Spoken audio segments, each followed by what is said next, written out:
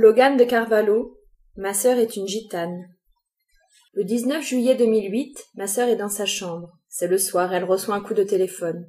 Avant de décrocher, elle ferme sa porte à clé délicatement afin que mes parents n'entendent pas la serrure se verrouiller. Ma chambre est juste à côté de la sienne, mais je ne suis pas là. Je suis déjà loin. Allô ? Dès que ma sœur entend la voix dans le combiné, sa respiration s'amplifie, prend toute la place dans sa poitrine. Ce soir, ses tempes battent si fort qu'elle a l'impression que du sang va jaillir de son crâne. Il faut contenir l'hémorragie, reprendre son souffle et réussir à articuler dans un ordre cohérent, lui répondre. Elle fait simple. D'accord, moi aussi. Elle chope un feutre ou un stylo, je ne sais plus. Je me souviens juste que l'encre était blanche, parce que d'habitude c'est sur le blanc qu'on écrit, et pas l'inverse. Un enlèvement d'amour. Elle se doit d'expliquer, de se faire comprendre, parce que ce soir, elle va se faire enlever, de son plein gré, par un gitan. C'est comme ça qu'on fait sa demande en mariage chez eux, enfin chez nous, chez les gitans, quoi. Il n'est pas question de mettre le genou à terre ou la bague au doigt, non. Tu te pointes en douce chez ta promise, tu l'aides à escalader la fenêtre de sa chambre ou de sa caravane, tu traverses discrètement le jardin, tu sautes le grillage. Et ensemble, vous prenez le large, vous fuyez l'autorité parentale, vous partez où bon vous semble passer une nuit en amoureux. Une seule nuit suffit.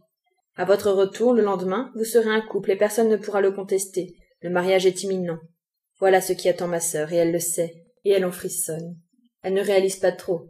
Elle aime, elle va partir, elle l'écrit. Elle bousille le papier peint. Il est rose, avec dessiné à l'intérieur en nuances de rose, des roses. Il y a aussi une frise blanche qui est tout aussi laide, plus laide que blanche d'ailleurs. Elle est si laide qu'elle pourrait être rose.